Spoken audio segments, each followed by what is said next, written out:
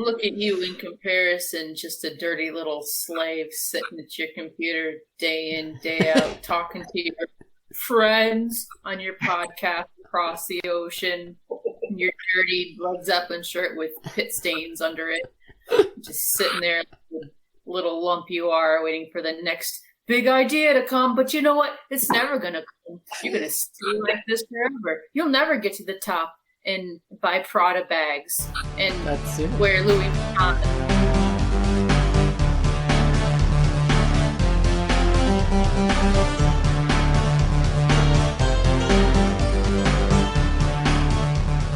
Hello and welcome to the QUACKCAST. This is QUACKCAST number 514. I'm Ozone Ocean, and with me is the Tarts. Hi, Tarts. Hello. The Baines. Hi, Baines. Hello. And the Pit. The Pit Face. Hi. Hi. Hi, and this is me, Ozone Ocean. In your pit. So this week... This week we're talking about the way occupations are different from their depiction in fiction. Their depiction in the fiction is quite different from the way occupations are in reality. And so we'll be talking about from our own experience, but also from our direct experience, but also from our secondhand experience. Because I'm sure we've come into contact with many doctors and lawyers and nurses and all sorts of things in this world. So yeah, we can talk about the from all different angles. But before we get into that, I have to bring up the featured comic. The featured comic was something that QUACKCAST had given us this week. And Quai is going to tell us about In the Woods Somewhere. So, Quai, tell us about In the Woods Somewhere. Hello, this is QUACKCAST, and the feature I've selected for this week is In the Woods Somewhere by Trom Rowan, and it is rated E for everyone. I can hear you. Who are you? What are you doing under the balcony? Andrew leans over and directs his attention toward the mysterious stranger that he had just heard rustling and urinating in the bushes outside his home moments earlier. Hello, the stranger replies back. I was just trying to get out of the rain. Andrew is a student with a loaded schedule of general education classes balanced out with elective courses. He has trouble staying awake in class because Andrew is a teenager that also suffers from narcolepsy. An entire building in the woods was engulfed by fire one evening before class, adding to Andrew's sleepless nights. In the Woods Somewhere takes on a very film noir style with some pages void of any dialogue. The black and white ink washes speak for themselves. Piece together the reason for the fire and read In the Woods Somewhere by Trom Rowan, rated E. That was the featured comic. Quai, thanks for telling us about In the Woods Somewhere. Okay, so after that we have the featured music. Gumballs has given us the theme to Grolution. So this is a vast, warm seas of evolutionary soup simmering with DNA, RNA, amino acids. Life flourishes, buds, adapts, changes, spreads, succeeds. This music evokes the dawn of life. So, take it away, Gun Wallace, with Grolution.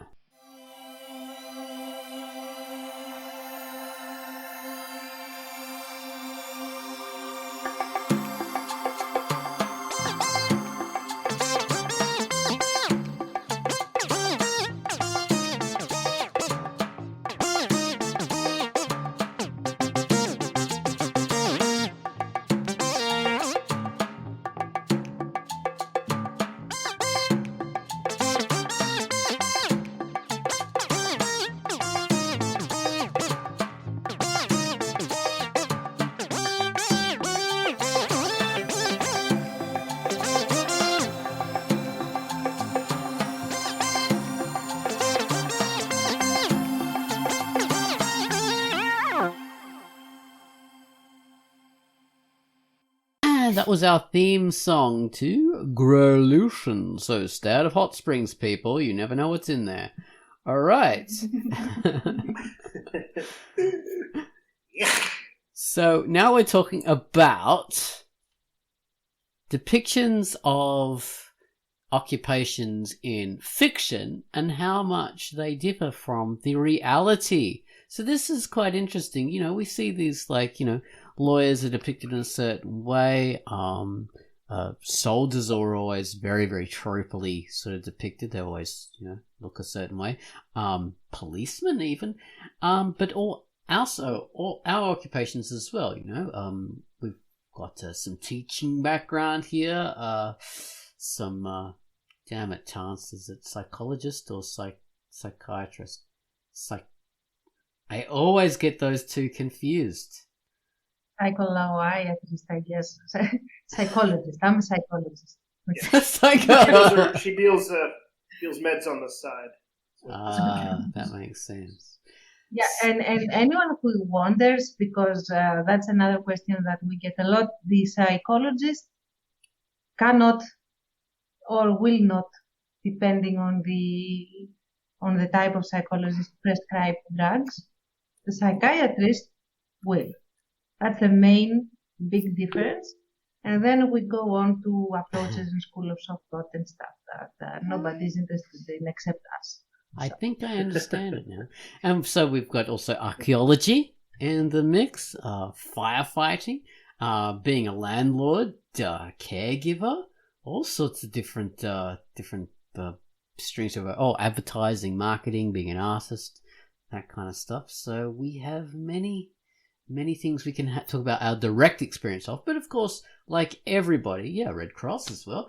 But like everybody, we will also, you know, we know doctors, we know, you know, lawyers, and had experience of all things indirectly as well. Well, I mean, I suppose directly, but not ourselves being those things. But still, we can recognize the difference between what we've seen in a film or read in a book or a webcomic from the reality. So, parole officers. Oh, of course. Well, you know. No. In your background as a high-class escort, you've run afoul of the law a few times, the Vice Squad, and so you could tell us the difference between that and reality bites. Exactly. Yeah. It should be an interesting thing to talk about. Well, I'll start off. Like, I've got a lot of experience as a graphic artist, a graphic designer, a lot of experience in marketing and advertising, as well as being an artist. And I will say, look, there are a lot of depictions of people being graphic artists and graphic designers and art directors and all sorts of things in film, and generally that is fairly accurately depicted, but for the wish fulfillment aspect. So the reason why it's fairly accurately depicted is because a lot of writers come from an advertising background. This is a well-known thing because people who want to work in film find that the advertising world and the marketing world as like quite similar to, you know, a lot of the skills that they need for film and, you know, being an author and all this kind of thing transfer to marketing and advertising, and it's a lot easier to make their money in that field. So that's where a lot of them begin. So consequently, when they're depicting characters in fiction, they base it on what they know, which is, it gets quite annoying often, you know, when you see like the 1500th person who is a graphic designer or working in marketing and stuff like that. It's very kind of cliched, but because they've had that experience, they somewhat accurately depict it, except for the fact that it is often wish fulfillment. So we see these people working in marketing, but they're working, you know, for Vogue magazine, or they're, you know, they have this massive company in LA or New York or something like that, and they have these giant loft apartments and, you know, open plan, and it's right across from bloody Central Park or something like that. So it's very, very, very much wish fulfillment. Yeah, sure, that stuff exists, but that's sort of in the very top tier. And I can assure you, most of these writers and creative people have not reached those kind of heights, or else they wouldn't have left it to be in film. So yeah, that is very, very, very wish fulfillment-y kind of stuff. So yeah, the reality is people who work in advertising and marketing aren't all, super wealthy kind of people who live in giant loft apartments, open plan, and have model girlfriends and all this kind of stuff. Or, they're incredibly well-paid photographers who are like dating 1,500 like supermodels every single week. That, yeah, sure, it does happen, but that is very much wish fulfillment. Most of them are sort of just earning enough money to get by and, having a decent life, but not living in that kind of experience of that exciting stuff. It would be amazing to see a more accurate depiction of a graphic designer or a marketing person or a, advertising person's life, but we don't normally get to see the more down to earth version, which is it's a little disappointing actually. So yeah, my other experience is being an artist, and I still am an artist, but not being a practicing fine artist as much these days. And you'll see artists are always depicted as, well, not always, but mostly depicted as the Andy Warhol type, which is, the aloof, semi-intellectual person who is very sort of like they're almost a rock star. They refer to themselves in the third person. They wear dark sunglasses everywhere. They have this wild hair and dress very fashionably, and they have these such clever ideas no one else can understand. The reality is those kind of artists are usually students. They're not that's not really the reality of being an artist. Most artists are often they drink a lot. That's one thing that is true about artists. They often drink a hell of a lot. But they tend to be very garrulous, very friendly kind of people. The more wanky kind of artist who is very up themselves and quoting philosophy all the time, that tends to be the very low tier, very inexperienced kind of person who coincidentally would have been the kind of person a lot of these writers would have had experience with, going to university. They would have met these kind of people who are actually trying to play off what they've seen in the films because they've got imposter syndrome, and they think, oh, how should an artist act? They should act like what I've seen in the films. So that's a kind of self-perpetuating stereotype, but it's not real working practicing artists. They're very rarely that kind of wanky kind of person. So yeah, that is interesting. So when you meet real artists, if you ever do come across a person like that, they're not a real artist. The real artists tend to be very very much more friendly and down to earth and a lot more interesting than those sort of very wanky people. So that reminds me, the rock star kind of aspect of the depiction of the artist. That's not real, but Baines, you've got experience with musicians and things. Are musicians that kind of they're usually depicted as rock stars and people who are they get all the girls and they're very clever and extrovert and all this. Does that yes. Well, that part's all true, but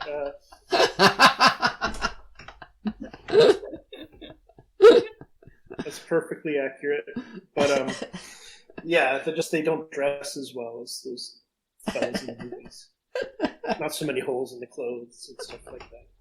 It's funny. Like a lot of musicians I know are very sort of like, I guess, lunchbox type people. They have jobs and stuff like that. It's hard to get by. It's hard to make a living like playing music unless you're making a really like kind of hard Scrabble living. You're touring and playing and trying to make it, which that's great. That's an interesting Like, that's an interesting approach. That's a good story to tell, potentially. People who do it kind of on the side, or who do it seriously, but have to make a living doing something else. That's the vast majority of musicians I know. Have you seen Soul, the latest Pixar animation? No. Oh, I want to. How was it? it was really good. I recommend it. It looks good. So Yeah. that has a jobbing musician who's like, he wants to be a big jazz star, but he has to work in high school teaching, I don't know if it's a high school, it might be a primary school, teaching music to students. And he's not really finding it that fulfilling, at least in the beginning of the Mr. Holland. Yeah. So how would you think about that depiction of a musician? That makes sense from what you're saying. And Mr. Holland's opus was very much not real life. I wouldn't say, it's more like movie reality, which is okay. But that was accurate. He was a musician. He had sort of big dreams, but he had to pay the bills. He had a wife, and they had a baby, and it's like, you have to get by somehow. And he had like money problems that he kind of had to keep solving. To keep going, he had to be a teacher. He ends up spending his entire life as a teacher. Spoiler alert. Okay. So Mr. Holland's opus. That felt like, in a movie reality sort of way, felt like, yeah, that's, that probably makes sense. There's probably a million people like that. Interesting. Out there, whether musicians or not, the writer who has to teach, the archaeologist. Pitt was saying on Patreon, like, the archaeologist who teaches. What about Jack Black in School of Rock? Yes, definitely movie reality there. Although he was a struggling musician too, like, that's definitely a movie reality. That's not what this QUACKCAST is about, but yeah, that was funny. Like, the guy who gets kicked out of the band, and they disband, and he's the only one who gets kicked out. The band keeps going without him, and that kind of thing. Well, that's interesting, because these are it's done examples. in a comedic way, but it's like, what's that? These are, like, actual examples of depictions that people can relate to. So yeah. What I find in movies and movies about musicians is that it sounds way better than it does in real life, like, right away. The sound quality, like, that's just what you have to do, I guess, in a movie. But it's hard to get a really good sound. Like, it's really professional. Like, everything's compressed, everything sounds good. Even if half or none of the instruments are mic'd, it all sounds like nicely in balance, well mixed. And otherwise, it would be an unwatchable movie, probably. Yeah, you're not getting all this reverb and echoes from walls and stuff like that, and feedback. Yeah, drums are like boom, clang, zing, like these weird echoes and like resonance, but not in a good way. And guitars that are way too loud, and like everybody's soloing at the same time. So they're way better right away than most musicians are most bands are in real life. Yeah, they're just in a garage or something, and they're producing professional quality music straight away. Mm-hmm. All right, that's interesting. Actually, when I was I liked what you were saying about, like, artists will see these portrayals in movies and then imitate that. Yeah. So, like, these inaccurate portrayals, like, actually feed real life. I think that's true, and that's kind of very interesting and funny. I remember nobody remembers the movie The Commitments really anymore, for the most part. I do. Or nobody talks about it anyway. But it was this Irish movie, right, where this band forms. It's a great movie from the 90s, I think. Yeah. And I remember, like, when we played, when I went to music school, and I was a drummer, but I was trying to, like, play piano at the time, and I still do. But then I could barely play, but I wanted to learn, and I managed to get into school, and we were playing one of the songs from The Commitments, and I remembered the guy's piano part that he played in that movie. So I just copied that, and apparently it was not good, because that was earlier in the movie. It was a very cheesy way to do it. Oh, It was a no. more Elton John thing, and it was supposed to be like a more R&B kind of song. So yeah, that was an education, I guess. That's hilarious. That was a So you dang were good like film. Marty McFly, but it didn't go well. Exactly. Oh, And I jeez. wanted to play at the fish under the sea dance. Save my own existence. It turned out. That was a damn good film. The manager, the guy who played the manager, just died not long ago. What? Yeah, it's sad. Yeah, Oh, he was Sean youngish, something. wasn't Yeah, he? he Well, was. that's a bummer. He was really good in that movie. I never saw him in anything else after that. No, he didn't do much. He used to be a stand-up comedian, and that's what he did. And he had his own TV show and stuff like that. Yeah, but he got into drinking and died of too much drink. Very Irish way to go. That's a bummer, man. Yeah, very Irish way to go. That was an excellent movie. Those out there who have not seen it. Yes, you should go and see Commitments now. It is your commitment to the QUACKCAST. So we do have other experiences here. Oh, Baines, being a landlord as well. Like there are so many depictions of landlords. One of my favorites is the one in Always Sunny in Philadelphia. That guy comes in. I don't know it. You've never seen that show. He I've demands seen the his show, money. but not enough of it to know the landlord. Oh, really? The one who was always asking Charlie for the money. Anyway. Maybe, yeah, I don't remember, yeah. Yeah, the landlords in things tend to be very standoverish. And like... Yeah, they're the villain, obviously, Yeah. a lot of the time. It's like the hero is struggling to pay their thing, and the landlord's chasing them. They run away from paying them. They hide behind I used to things. find that charming and funny, and it's less so now. Either that or they are super colorful characters. Like I think in Yes. Spider-Man, one of the Spider-Man movies had the landlord. Yes, he was both. He was a colorful character and chasing Peter for the Grant. Mm-hmm. Grant.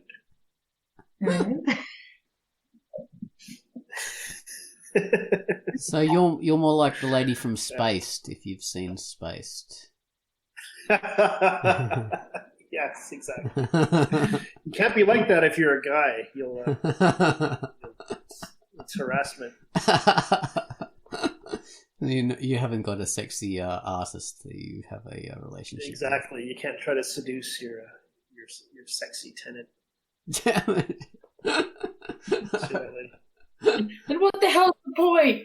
Exactly. See, that's where TV does us wrong. We think it's a good idea to get into these occupations. Exactly, Like, yeah. Hello, pickle. I always say to my tenant. Exactly, yeah. In my artist and marketing background, so where is my loft apartment? Where's my open plan kitchen? Come on. Yeah. This is not my beautiful open loft apartment. This is not my open kitchen. Where's my Louis Vuitton thing?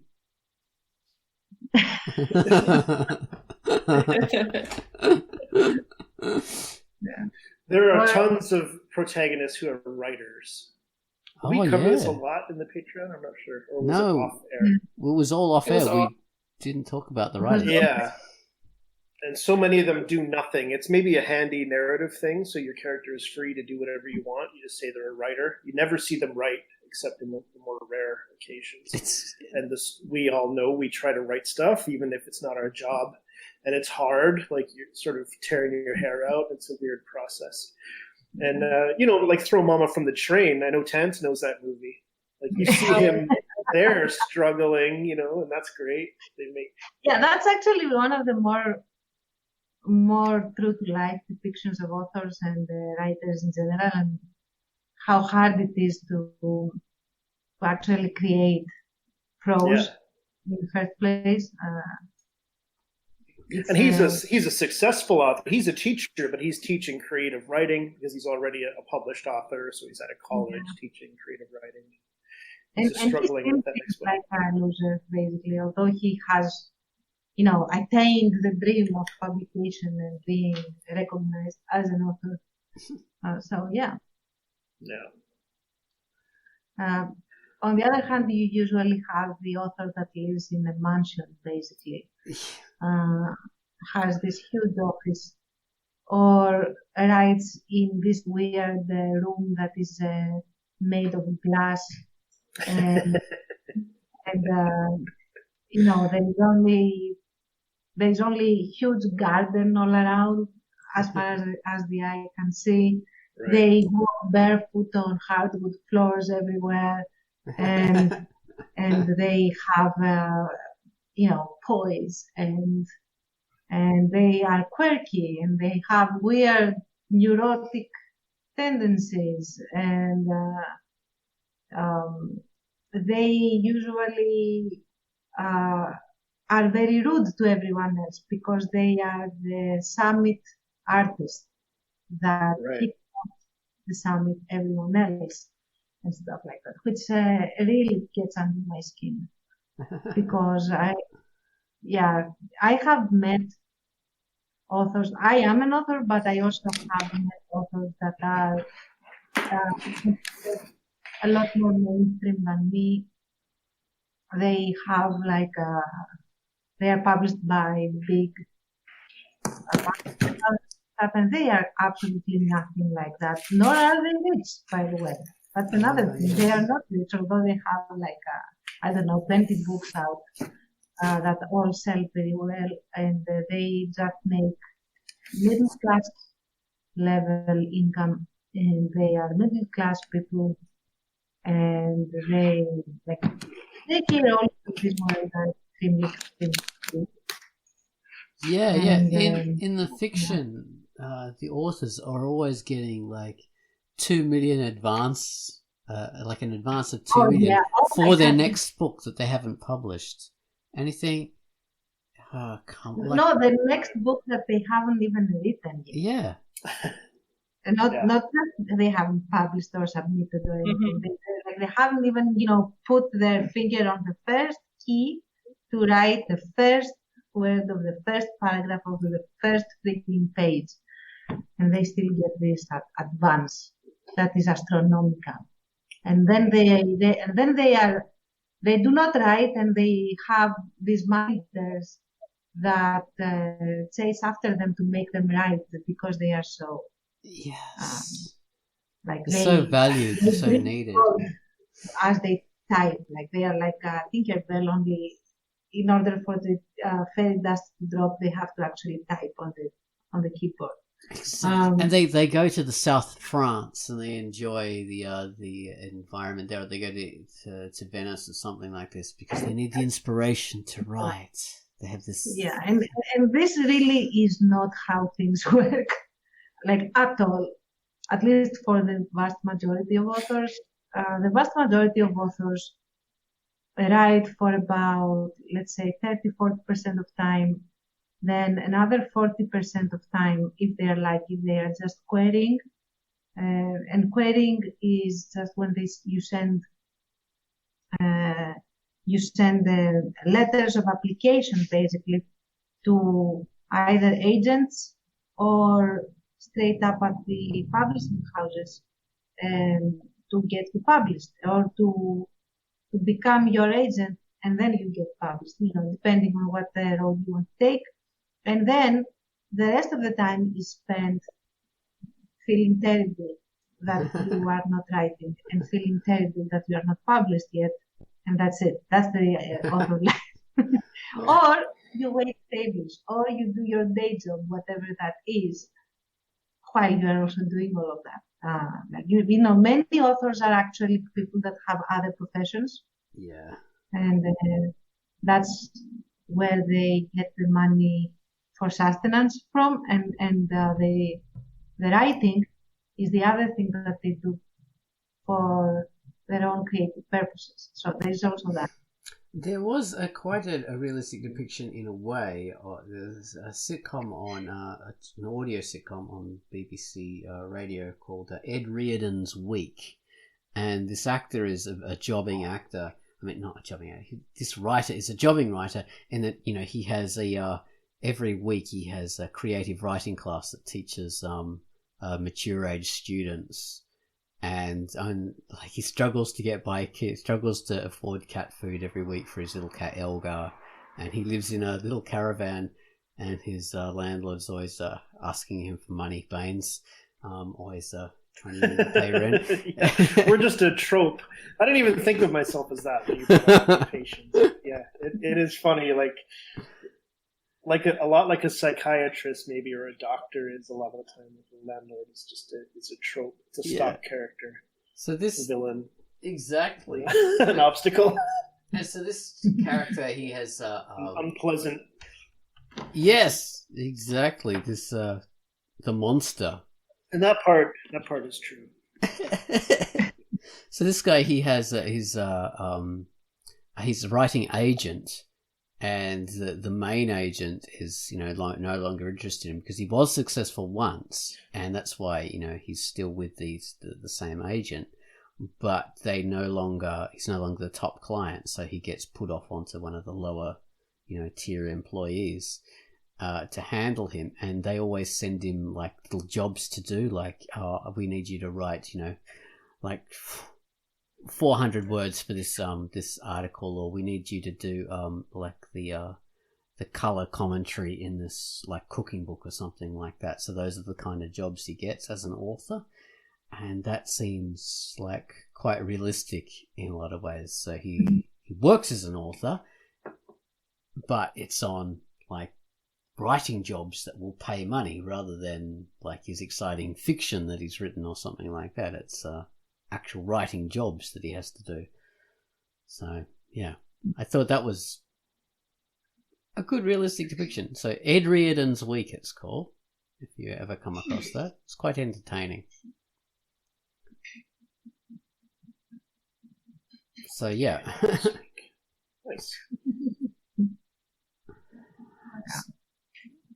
So in your I'll go on. No, you go on. I was just going to say, like, there's only a few kinds of writers that are depicted in fiction. We have the ones who sort of have to write on in the south of France. There's sort of like the F. Scott Fitzgerald kind of writers. Because he did that. That was his life. Back then in the 1920s and 1930s, he was able to have that kind of life. So we have a trope. We have a few author tropes. So we have that one. We have the Hemingway trope as well. The grumpy old man writing about grumpy old men things, who's very hard drinking kind of guy, and very manly, does manly pursuits and writes about manly things. What are some other popular author tropes? The Edgar Allan Poe trope. The weirdo, recluse, weird work ethic, has a weird pet kind of guy. It's usually always someone. There's the Stephen King trope, his later years, the celebrity author who has lots of freedom, who's a very kind of down-to-earth guy. Even if, he's done at least once, he did a writer who was a very successful guy, but a very unpleasant guy. I appreciated that. I don't remember which story it was. Misery? No, that was interesting though. He has played with the idea of a celebrity author though a lot, like in Misery and in, some other things. In It, the guy's like a celebrity, really rich author. Actually, funnily enough, the old Twilight Zone show would often do very successful writers or show business people who were struggling with their, continuing, or it was like it would be, had some kind of supernatural problem to deal with, but it was like really a story about like self-actualization of some kind, because they were already, successful, wealthy, and all that kind of stuff. But a lot of those characters in that old show were were like that, I noticed. Okay, so not being fulfilled, but being successful. The Jack Nicholson, As Good as It Gets, is that kind of guy. It's like the writing is easy. He's effortlessly cranking out these romance novels. He's really rich. Jack Nicholson. But he's not actualized. Yeah, Jack Nicholson. Shining. So that was different depiction of an author there by Stephen King. Right. Yeah, I don't think that, like, that depiction, I don't think is too accurate like that. Yeah. But the other one, in As Good as It Gets, definitely rings true in, like, if you get quote-unquote typecast in a specific genre, you may have trouble finding the market for anything else, like writing something else, except that particular genre. Right. Or even that particular IP, like if you have, like, for example, I don't know, take J.K. Rowling. I don't know if anyone would be interested to read anything else except Harry Potter or the other woman who wrote Twilight. She has written a couple of other books, but they never have gotten this level of clout as the Twilight books. And she has, returned to that, writing everything again from Edward's view. Oh, really? Oh, that's sad. Well, that's true. There's a movie about that concept. Oh, sorry, that's good. I was going to say one of my favorite authors, Raymond D. Feist. Well, I used to like him as a fantasy. I like him as a person now, but yeah, I used to like him as an author. He's a great fantasy author, and he'd had a lot of success writing in his fantasy style and also in a particular series. And back in the 90s, he thought, well, I want to branch out into sci-fi now. I want to try something different. I've done this, and I've made a success of this this series, and I want to do something else. And he told us all about it, and he was going to do it. We were all excited, and then it never eventuated. And it was because he really, as an author who's making money, and he was very successful. But the reality is, if he wants to keep on making money, he has to keep his publishers happy. And they didn't want him to write sci-fi or anything like that. They wanted him to keep doing the same series and keep doing fantasy, because that's what they know how to market, and that's what they like him to do. So that's what he stuck doing. So, yeah. It was a Feistian but pact, indeed. So, yeah, that happens. Feistian pact, yeah. You said his last name was Feist, right? Exactly. Yeah, I am friends with him on Facebook. He's a very, and I've met him in person a few times. He's a very interesting, clever guy. But yeah, he stuck with doing writing fantasy. So that's all he's able to do now. Yeah, I guess that does happen. Yeah, remember the hero of the movie House? It's an '80s horror comedy. Yeah. Remember that? Yeah. He was like a horror writer, but he wanted to write this story about his experience in Vietnam. Yeah. In the army. And that's what he was trying to do. He was trying to break out of that. Yeah. He was a depiction of a very troubled author. Yeah. With a lot of shit. All authors are very troubled, and they're something wrong with their brains, isn't that right, Tance? No. But speaking of that, Tance has experience being the psychologist, as we have mentioned. Not a psychiatrist. That is the something else. No, not a psychiatrist. Fuck me dead. She is a psychologist. Ologist, which means, study, intellectual stuff.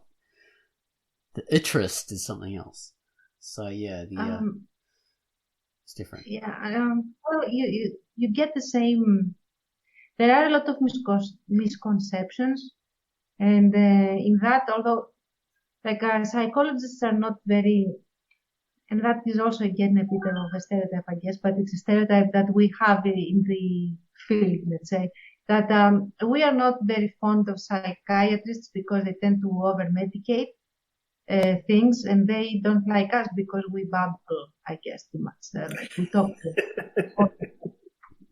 But we both suffer at the hands of movies and depictions, fictional depiction. We have the same issues because you either have, there are like the depictions that you are likely to see in movies of psychologists or psychiatrists. Now I'm going to talk about both categories. Are either like the crazy lab coat, shock administering, slightly perverse weirdo that definitely has issues that are not resolved, and is definitely not someone you go for any kind of help to, let alone mental health issues. So that's the one type. And the other type is the rock star psychologist, the one that has also the loft and the huge office and charges like $1 gazillion an hour, and is super successful, has written a ton of books, and has 3 tenures in 3 different universities, and is super amazing. Like the moment they see you, bam, they know you. Like you don't need to even come in to the office. They will Sherlock look at Holmes. Yeah, exactly, like the Sherlock Holmes of psychologists. They just scan you and they know. So You don't even need basically, to talk. they fire off like Oedipal diagnosis, like a machine gun. Oedipus, Oedipus, Oedipus, Oedipus, Oedipus, Oedipus, And Oedipus. usually they have, like, they are usually all Freudians. And the reason they are all Freudians is because that's the one kind of theory and school of thought that the script writers apparently are aware of and have been exposed to. Which All script writers are in love with their mothers. That was supposed to be an Austrian accent. It wasn't. I just tried to be imagination. Yeah, I apologize.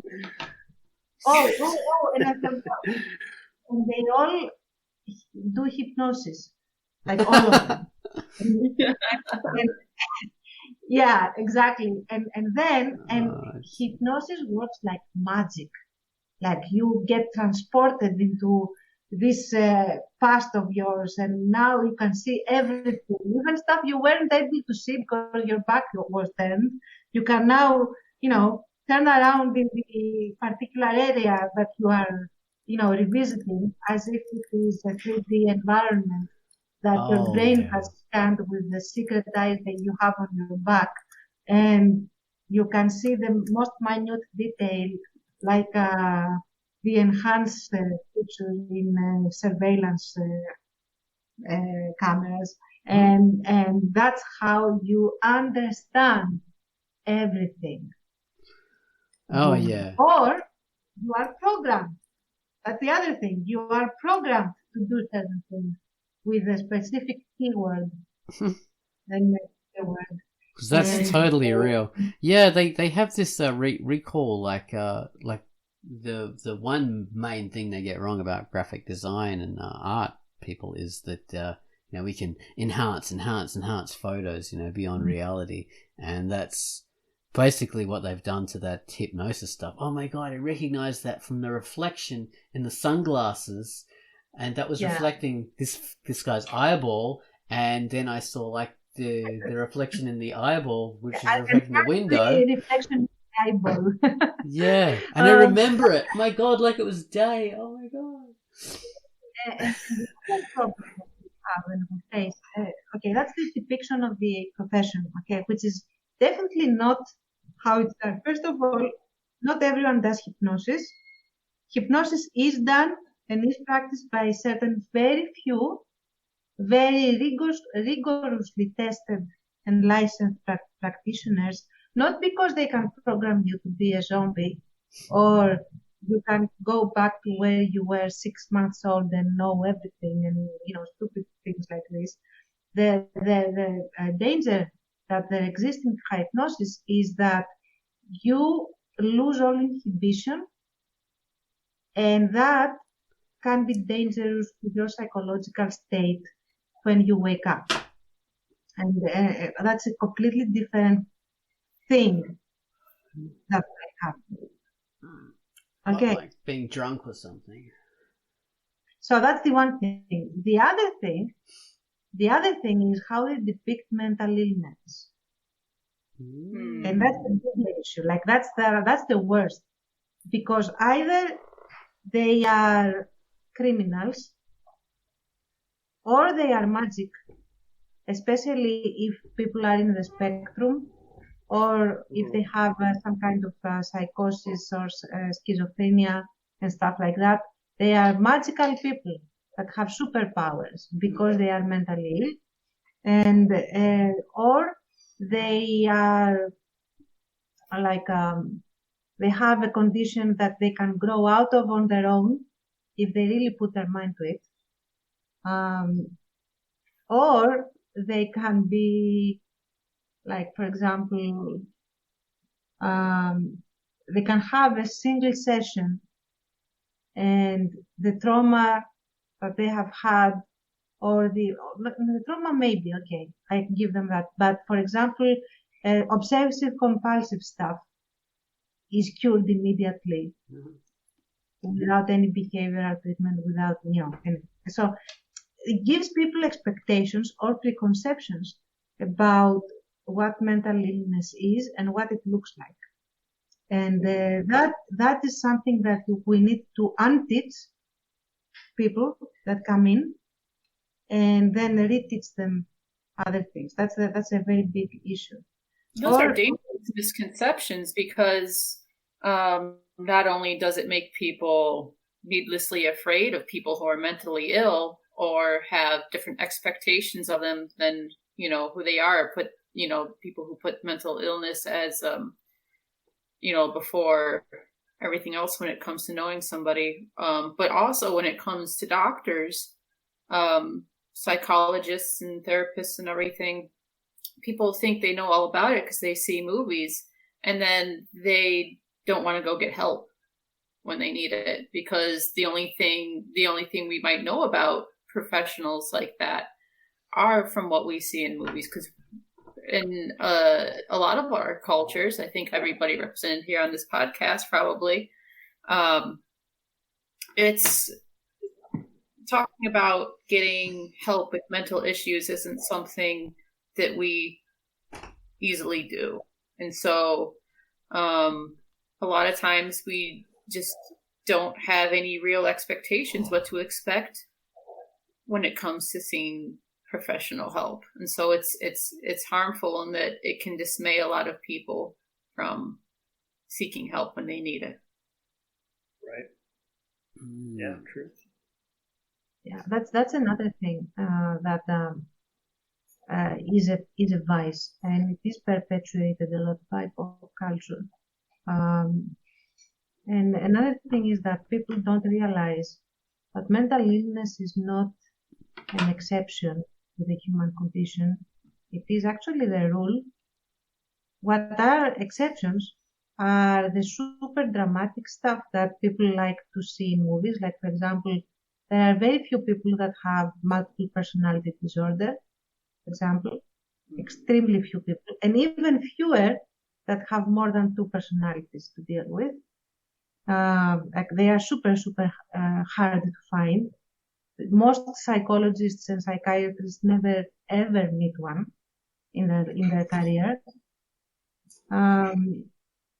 But a lot of things are extremely prevalent, such as dysthymia, depression, anxiety, stress-related disorders or conditions or issues, and these happen to all of us, like we get the flu, or like we get some other kind of illness that is treatable. It passes, doesn't really make anyone not a normal human being. That's the typical condition of things.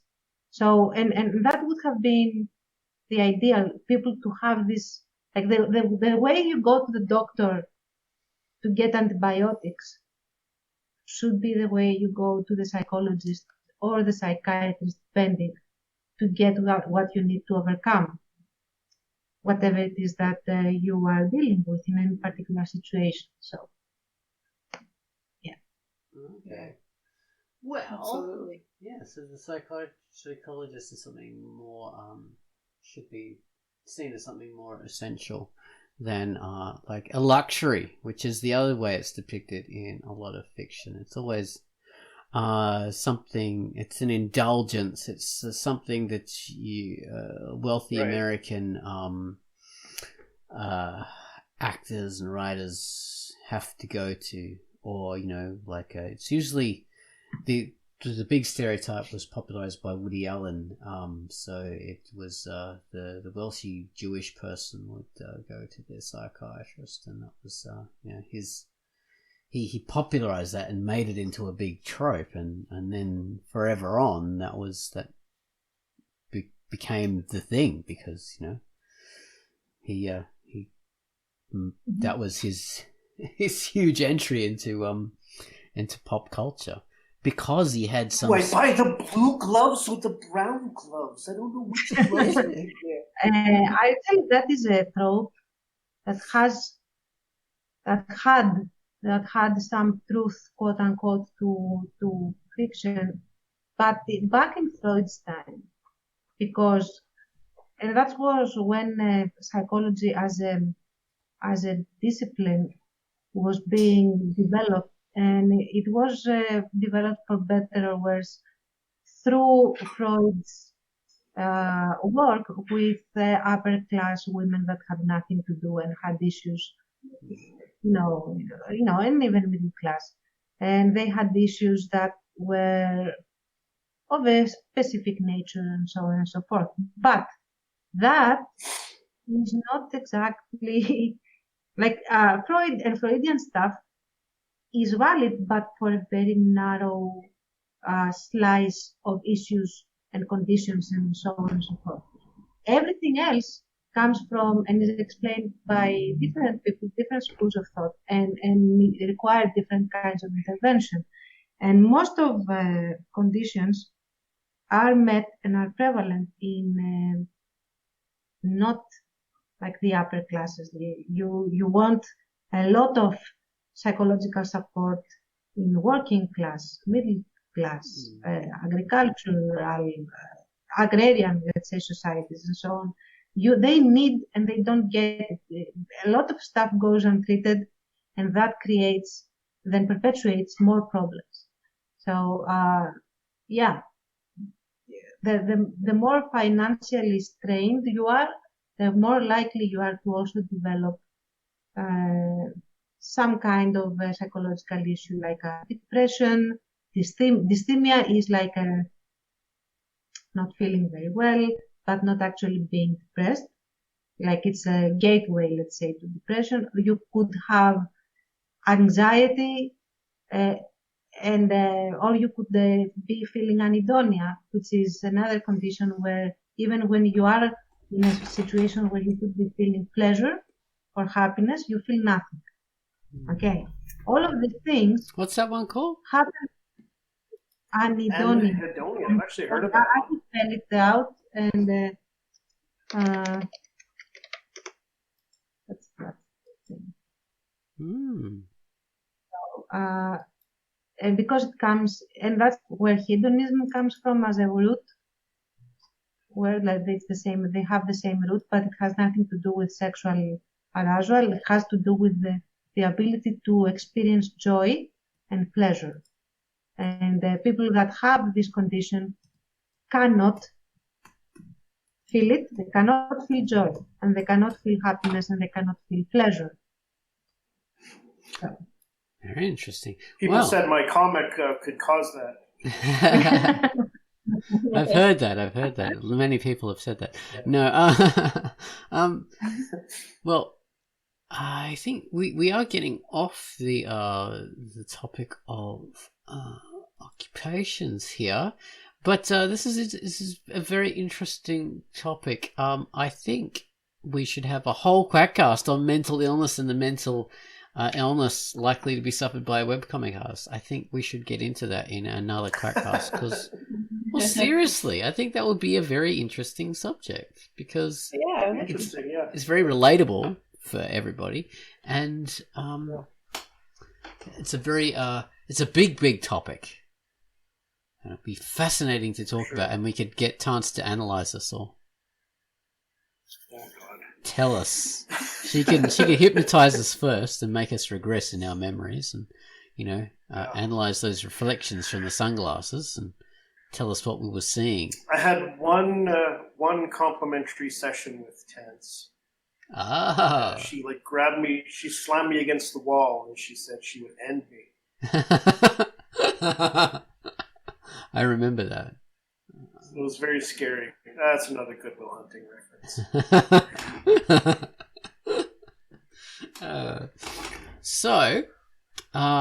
Well, we're sort of towards the end of our time now, but Pitt, we didn't talk about any of your stuff, although we did get into it quite a bit on the Patreon only videocast where Pitt told us exactly.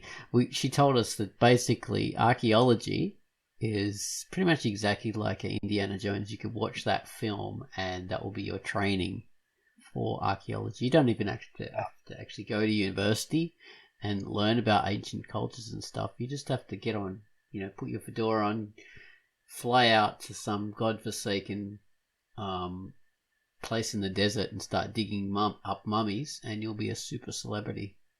Basically, that's how it works. But Pitt, you've been other things as well. You've been a firefighter.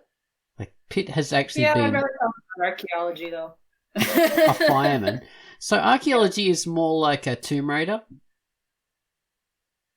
No, it's not. Damn and it. Because he's not called an archaeologist, he's called a Tomb Raider.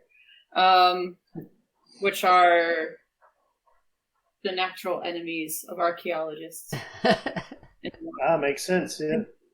I mean, okay.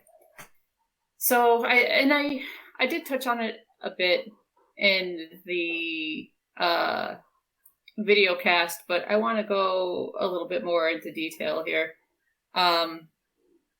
Because archaeology is another thing that people really don't have much of a frame of reference for what it really is. I mean, half the time when I say I'm into archaeology, people say, "Oh, how many dinosaurs have you dug up?" I haven't dug any. I'm an archaeologist. That's what paleontologists do. Which I understand the confusion, though, because again, it's not like you run into archaeologists every day.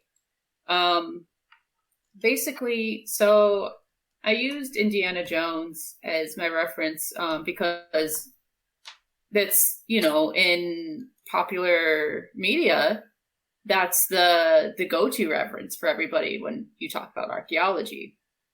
And in that movie, he's not all that different from the Tomb Raider. He's pretty much the same, which unfortunately archaeology back in the day, probably around that time of the 40s or so, was quite similar to that. Not that you were swinging into temples and being chased by nondescript native people with spears and stuff, but if they would have had every right to do so, though, if you were doing things like that, stealing their stuff to bring back to museums. But anyway, the big difference between that sort of archaeology and what archaeology is today is archaeology today is academic. Which means its purpose is to investigate and answer questions about the past. And it has a vast spectrum of theories that can be applied to it. Whereas past archaeology and the archaeology that you tend to see depicted in movies, including Indiana Jones, that sort of archaeology is focused on the value being in the artifacts or the artifact itself, which is not what archaeology is. In archaeology, when you don't have the context for an artifact, it loses its value. It could be cool, you could still learn something from it maybe, but say for instance, I won't say where this was or who was leading the dig, but one time I was on a dig that was where an old temple was, and one side of the excavation was being done a bit haphazardly, where what you're supposed to do when you excavate is you sift through all of the dirt, all of the soil, whatever you're digging through, and you take even the smallest pieces of, whether they're ceramic shards, which, by the way, when you're talking about ceramics, you never say shards, you say shards. It's a materialistic difference. Yep. What? Oh my god, this is world expanding to me. That's how they'll know that you're a noob archaeologist. When it comes to ceramics, they're shards. But anyway, so we were digging, and one of the teams was directed not to sift through anything because they were just trying to find the walls of this foundation that was left, and were to just dump all of the sand, not all the sand, but all the dirt and everything into a big pile. And you could literally see ceramic shards sticking out of the pile. Wow. But But those were useless to us now because we had no idea where they came from on the site. We had no reference for them. And it was just kind of heartbreaking, actually. So, but yeah, so in archaeology today, the value in an artifact does not come from the artifact itself, but from what it can tell you. And so when you have people doing stuff like what Indiana Jones did, don't get me wrong, I actually love those movies, despite how I sound. What Indiana Jones did, swinging in, picking up the thing, running off with it, that is the antithesis to the archaeological method. You do not do a damn thing without documenting it thoroughly. When you dig, when you get to certain levels and stuff like that, even, you draw pictures of your trench, you take record measurements. When you collect artifacts, you record exactly where they were, exactly what they looked like. You take lots of pictures, there's lots of labeling, and then things go off to storage, or people write field reports, and then miserable academics like myself get to go and sit in libraries, and that's where the real magic happens outside of the excavation, where you just sit and you read and you catalog and you theorize, and then you present arguments that nobody likes. And the archaeological world is actually very self-hating, but that's because in the past we also did a lot of damage and hurt a lot of people. So that's the difference now. But you know what? I would argue that movies like Indiana Jones probably also kind of put a fire under our butt a little bit. It's not completely responsible, but it's part of the reason why we're so self-critical, is because that's not the kind of archaeology that we want to do. Okay. So you're reformed from your buccaneering ways. And then it actually could be accurate now that you mention it, yeah. From back then when you guys were stealing skulls and from people's, graves and stuff like that all around the world, and now you have to return the dead bodies to these tribal peoples. Yeah, there's a lot of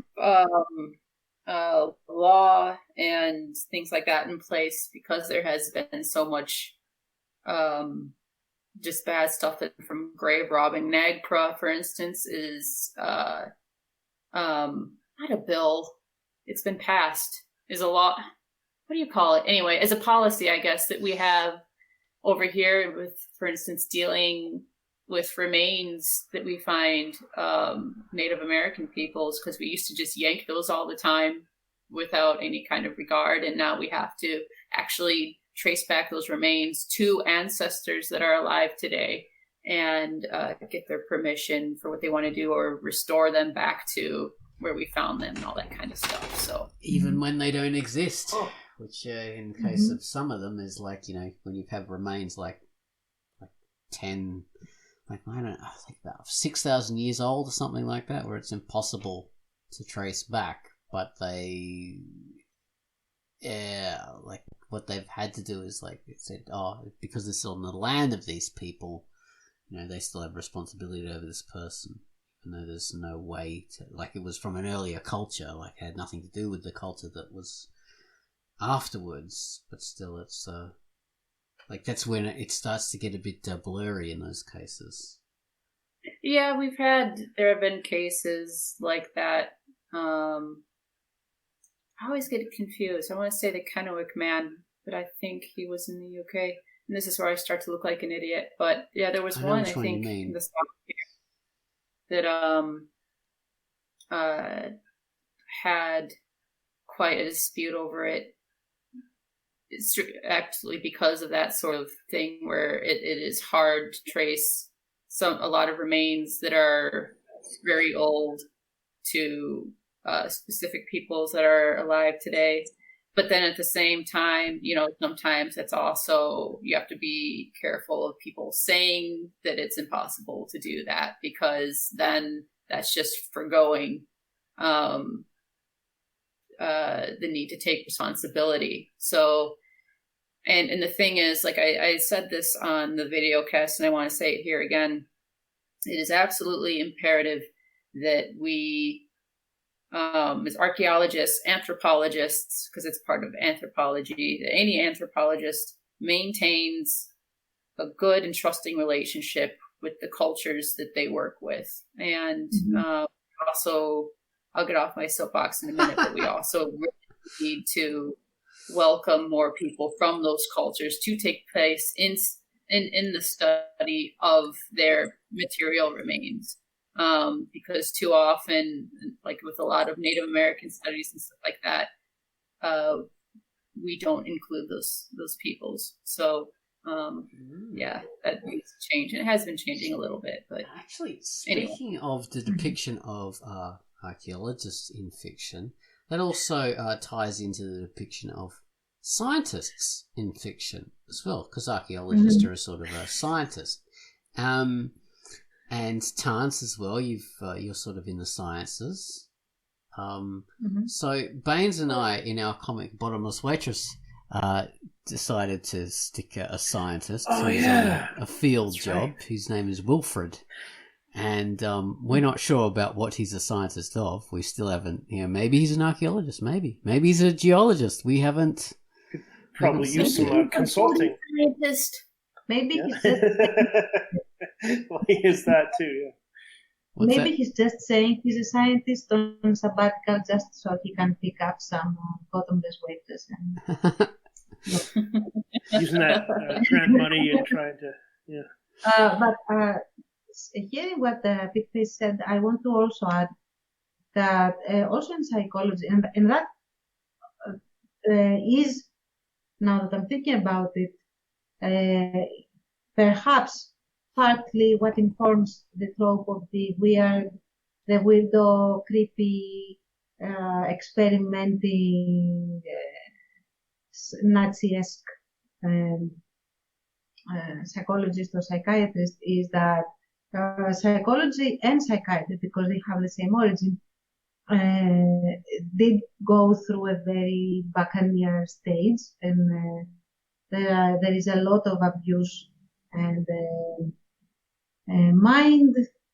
like a mind blip, I censor myself, that had taken place to a lot of people when the first psychologists and the first psychiatrists started trying to find out what makes people tick and how the human mind works and how people react to it. And there are certain experiments that have informed us a lot, but would never get clearance today because they are super unethical.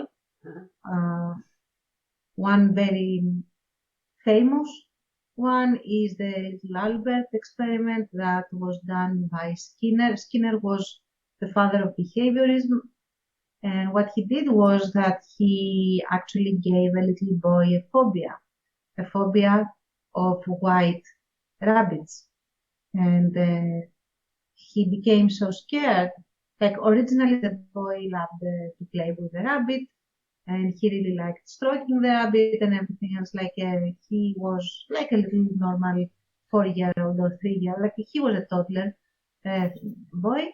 But then through behavioral tactics that I'm not going to say here because it's not the point, he managed to make the boy genuinely be afraid of the rabbit. And not only that, he did such a good job that the boy started being afraid of anything that had fur. And some versions say that everything that was also white, because the rabbit was white. And they did this to the kid without the mother knowing, because he happened to be the son of the cleaning lady. And while she was off working, they were doing these things to her son. Yikes. And then, of course, when she realized it, she got her boy and left, and they didn't have the chance to deprogram him, quote unquote, to make him not have the phobia anymore. Or that's how the whole case study concludes. So this is just to give you an example of the extreme tinkering that they did with human people, human lives, human minds and souls. And that's not the only thing. The milligram experiment, you can Google it. It's one of the super famous ones. MK Ultra. Yeah, that as well. There's also another one that is very creepy, which is the Philadelphia experiment. I think there are movies about that, which basically got students to play the prisoners and the prison guards. Yeah. That really went off the rails, and super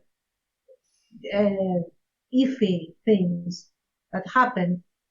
And also a lot of treatment that was quote-unquote experimental with shock therapy, and of course the super famous lobotomizing thing that happened for I think either 5 or 10 years, I don't remember right now, off the top of my head, but pretty much and that was a lot of misogyny involved, because any woman that pissed off her family was diagnosed with hysteria, and she was lobotomized to be docile and calm. And so, but also it was given as a cure-all for all kinds of mental illnesses, and like even for depression, they tried to cure depression with that. Like anything, you name it. Did you have I don't know, did you have a stutter? Lobotomy. They cure everything with a lobotomy. Exactly. Wow.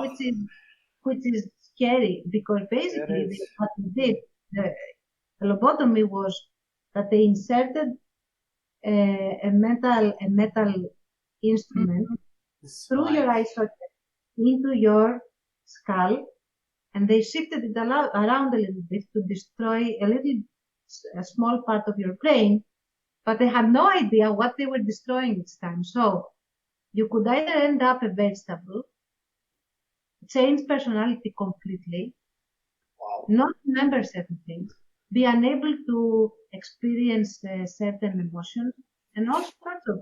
Or you could die. Yeah, but that wasn't actually, the top side effect. That's why I didn't mention it first. So, yeah. But unfortunately, Psychology, guys. the guy who popularized it actually did kill a on. couple of people, so that's part of the reason he had to stop. Yeah, he also had to stop because he he basically was a quack that fabricated a lot of his results, and there were a lot of things like that. Yeah. But what I'm saying is that perhaps some of the stereotypes in fiction come from that era, but it has there's no comparison. Like today, you have to get approvals to do pretty much anything and everything, which is awesome. You should get approval. And yeah, there is a strict, like a Pete said for archaeology, tantamount things hold for psychology as well and psychiatry as well. So. Yeah. Well, we are over time, so we should stop this now, and we'll go and have lobotomies and be deprogrammed. I think that's the thing we need now. We need to be debriefed. We need to analyze. We this get experience. lobotomy every time we finish a QUACKCAST. What are you talking about? Yeah. Well, I Do you didn't remember that? No, I don't have enough brain left, unfortunately. Okay. Thank you very much for listening to QUACKCAST number 514. This has been a QUACKCAST about occupations and how they differ from fiction. So, thank you very much, Tance, Baines, and Pitface. Bye. Bye. Bye. Grazie. Grazie.